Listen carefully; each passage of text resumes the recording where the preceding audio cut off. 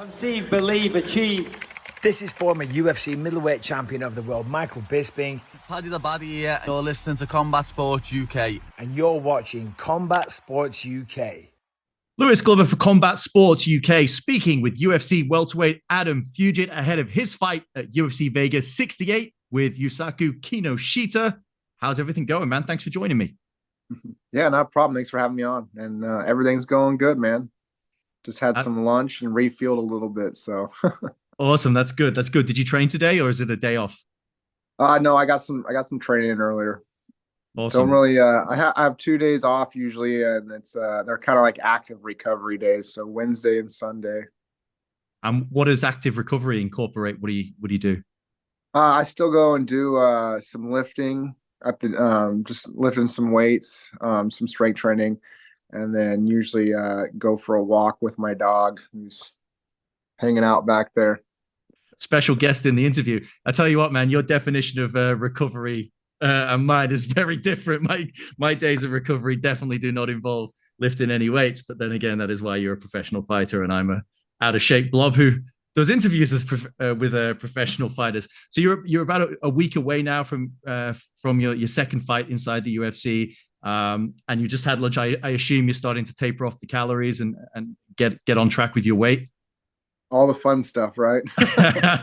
some leaves and some grilled chicken probably. Yeah, some grilled chicken. The water load is what really gets me. Nobody likes going to the bathroom every 15 minutes, How many liters or gallons a day you throwing down? Usually 2. So yeah, about 8 liters. That's a lot. You would be going to the bathroom every 20, 30 minutes or so. So when are you heading out to Vegas? Tuesday. We'll be headed out Tuesday, it sounds like. Awesome. And have you ever fought in Las Vegas? You fought in Las Vegas before, right? I have not. No, you haven't. This awesome. Is the first. First time fighting in Vegas, so it'll be interesting. Fight capital of the world. That's got to be pretty exciting. People will know this card was supposed to be taking place in South Korea. It was relocated because Korean Zombie was injured and had to pull out, and that card was being built around him being the star in South Korea. Were you looking forward to going to Korea to fight? Was that something that would have been something you're interested in? Very much so. That's a part of the business that we all get to enjoy, getting to travel to new places and experience different cultures. Even when we are the guy coming in that's supposed to beat the hometown kid, which I've had some experience with. Not always be in love, but hopefully by the end of the fight earn that respect and move it out. Moving on. But yeah, I was very much looking forward to that.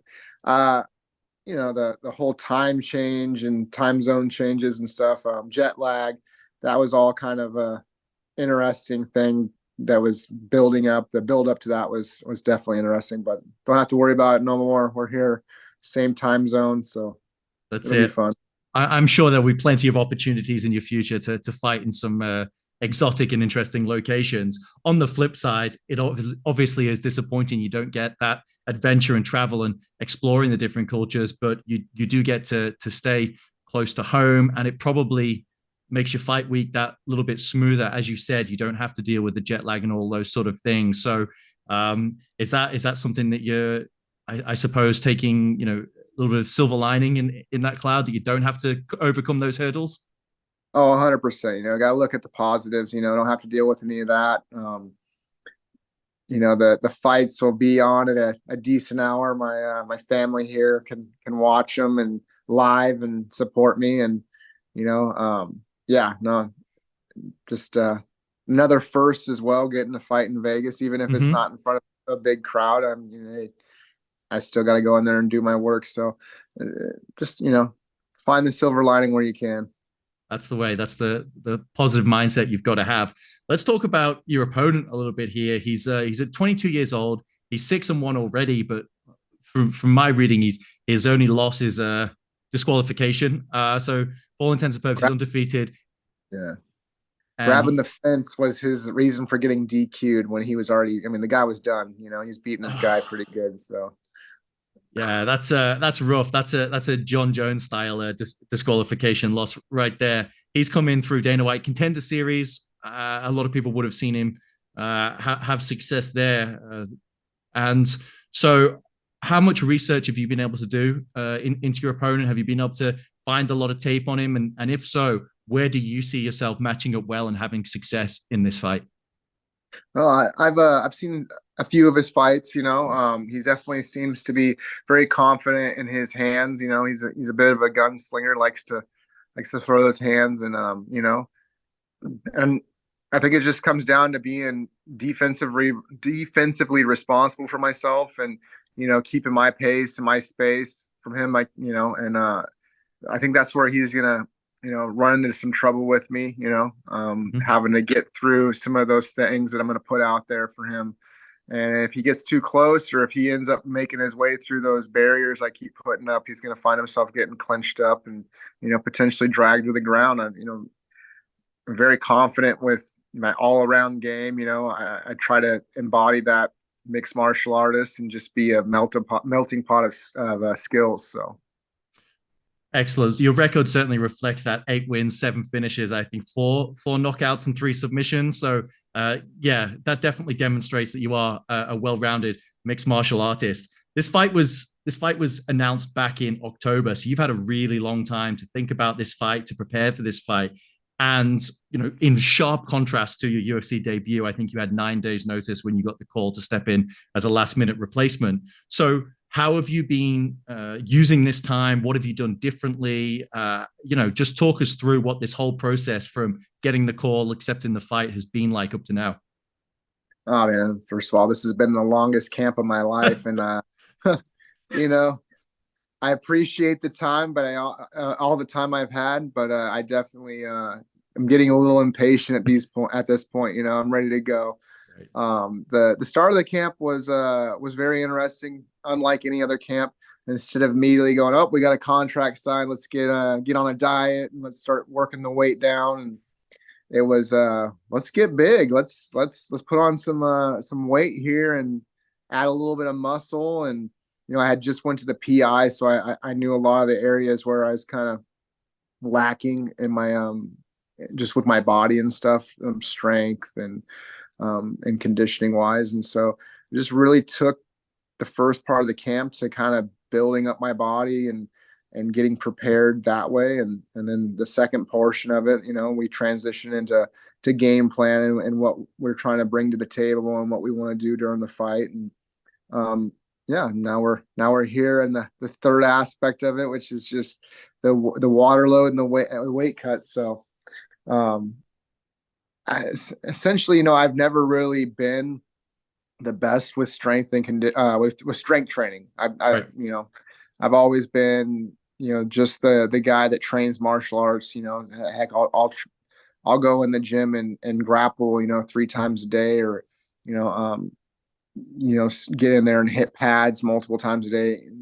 I have no problem with that. So that's always been my passion. Mm-hmm. It's been the strength training that has always been my Achilles heel, and by no means that I mean that I'm a perfect fighter, always trying to get better in my skills as well. But I'm definitely, intrigued as to how I went about the strength training, and I'm liking the results, and I can't wait to kind of get out there and show them, show the fans, show the UFC, I put in the work, and I'm here to get my W.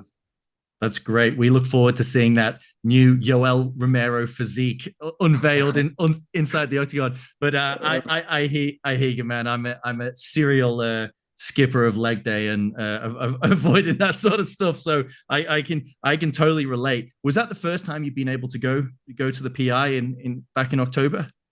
Yes, that was the first time, and I went out there coming off of a nice.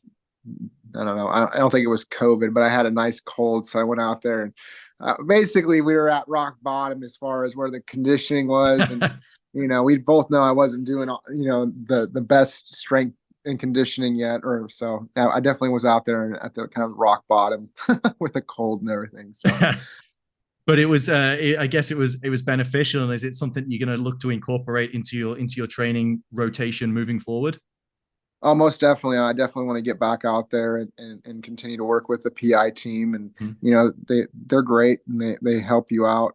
I would have been I'd be much more disappointed if I had went out there and like, oh yeah, you're all good. You're perfect. Like there's nothing we can do. I don't want I don't want those kind of answers, Yeah, I right. need a little, I need a little, constructive criticism. Man, you really suck right here. Let's go step it up, All right, I'll come back next time and show you how much I That's improved. All right, right, nice. I get that's awesome.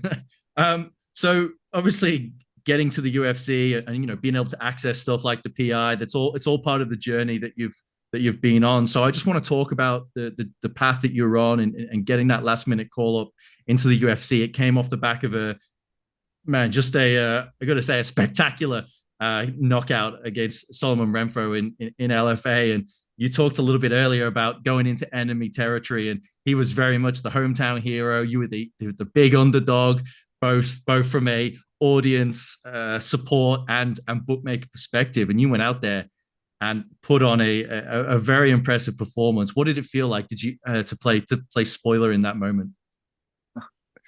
Oh, it was about 3 years of pin up, you know, Yeah.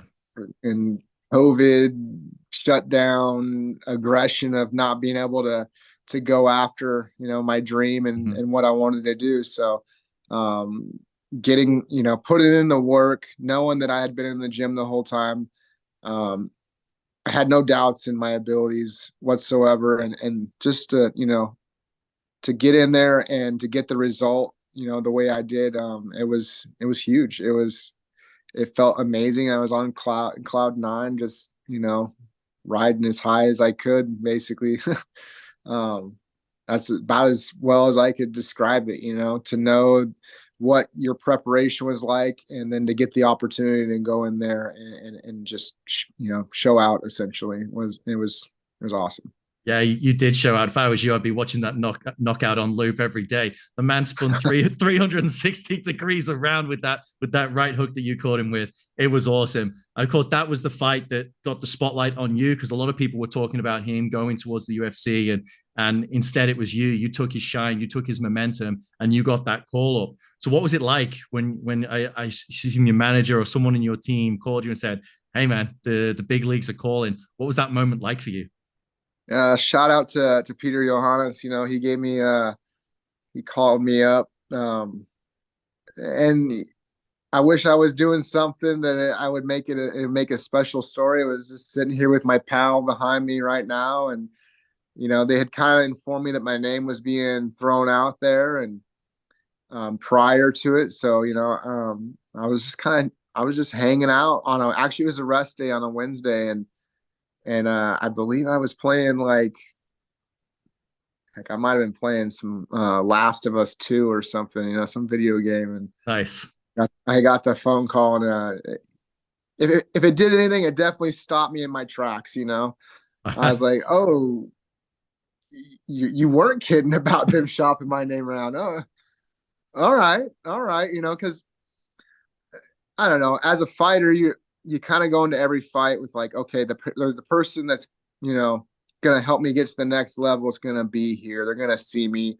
This fight's going to push me to the next level. You always want to kind of have that positivity. Mm-hmm.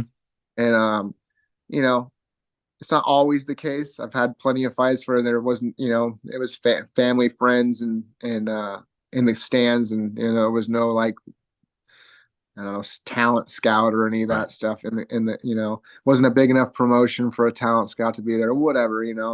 So but you always want to kind of keep that positive light, like, that person's going to be there. Or when you hear like, oh, hey man, your name's being tossed around, you get your hopes up, and then sometimes you get the letdown, you don't ever get that call back. Right. So it was definitely it was complete the opposite of the prior experience for us. Like, hey, what happened? Are we still talking? They told you need another fight, or they said that they didn't like your age or something, Mm-hmm. but to actually get that phone call and to hear those words, like, you did it, dude, you're in. I hope you're ready to go. You said you've been training. I hope you're ready to go. And I'm like, yeah, well, how much time do I got? How's 9 days? Great. Yeah, I guess it's better than 8. Hey, let's go.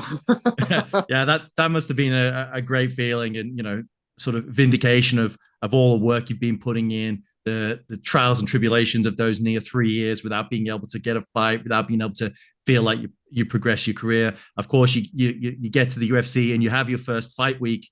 So what was your experience like in your first fight week, and what have you learned? What did you learn going through that process that you're going to be able to maybe manage better, or just feel more familiar with the process as you head towards the fight this time around? My first experience with it all was, it was, I don't know, it was, I wish I could say that there was something terrible about it. There wasn't. I felt very much at home. Right.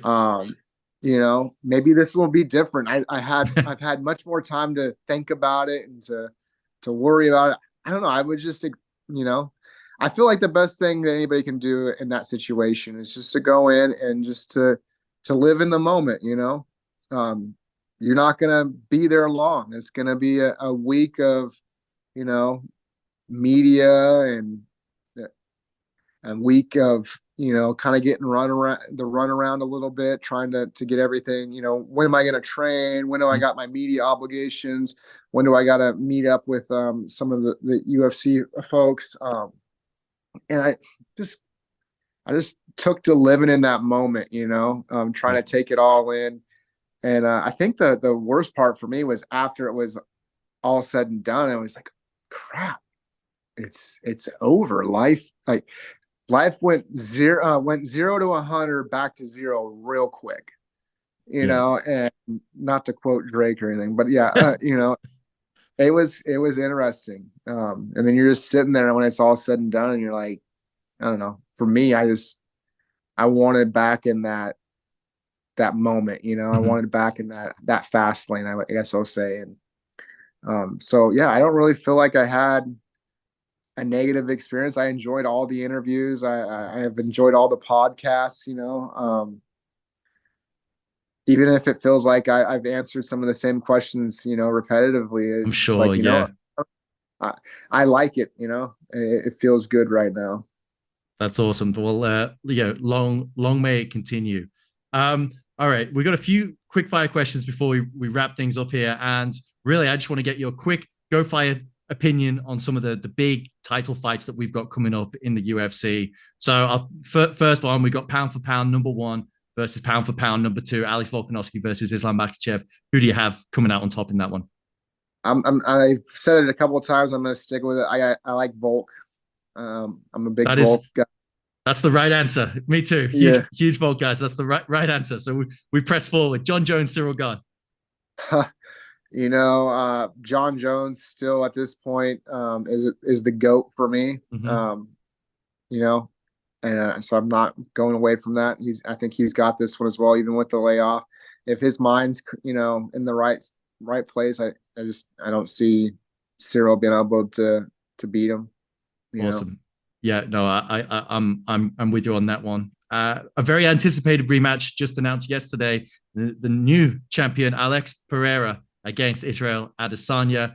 I suppose it's number 2 in MMA. It's their 4th combat fight overall. How do you see this one going? It just depends on how Izzy comes into this one, I don't like seeing him on the back foot against Pereira, that's Alex's forte, man, being that pressure fighter, being in your face, so yeah, I just don't like Izzy's, if he's going to come in on the back foot and kind of play that counter strike game, I just don't like that for him. So it really just depends on how he gets in there. I want to go Izzy, but I think Alex is going to defend it. I think that I'm going to go with Alex. Yeah, I honestly, I have no lean either way. I just know for sure it's going to be a great fight. And last one, headlining UFC London 286, the rematch that everyone's been waiting for, Leon Edwards against Kamaru Usman, the finale in the trilogy. Who have you got there? This is the one I'm really stuck on because,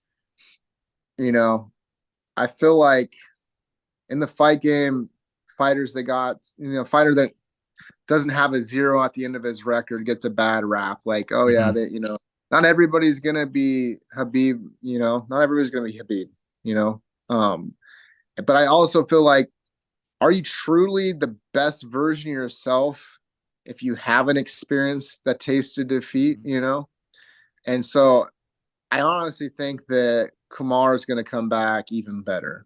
Just like, feeling that loss, I feel like he's going to come back at a whole different level, But on the other side of that, Leon has already tasted that defeat. He knew what it felt like. Hell, he went 4.5 rounds and thought for sure he was going to lose, and somehow still kept his spirit up and kept in the fight and finished him off. I think that W does more for Leon in the rematch, than it does, anything really. I think that gives him the confidence. So and I just keep going back on between the both of them. It's like, which one is it going to do better for? Is Leon getting that W, knowing that he can put Kumar on the ground? Is that better for him, or is Kumar tasting that defeat, coming back even hungrier, wanting to just prove to everybody that he is the GOAT of the welterweight division right now? So yeah, I'm stuck on that one. That's fair enough. It's very close. I'll be rooting for Leon. Obviously, I'll be there in attendance as well. Very much looking forward to that one. But yeah, Adam, we're just about out of time here. So I just want to say thank you very much for sharing some of your downtime on a Saturday afternoon with us. Yeah. I hope the rest of your weight cut goes well. And yeah, we wish you the best of luck. And I'm really looking forward to seeing the fight come next weekend. Thank you so much. Hey, thanks for having me on again, and have a good rest of your day.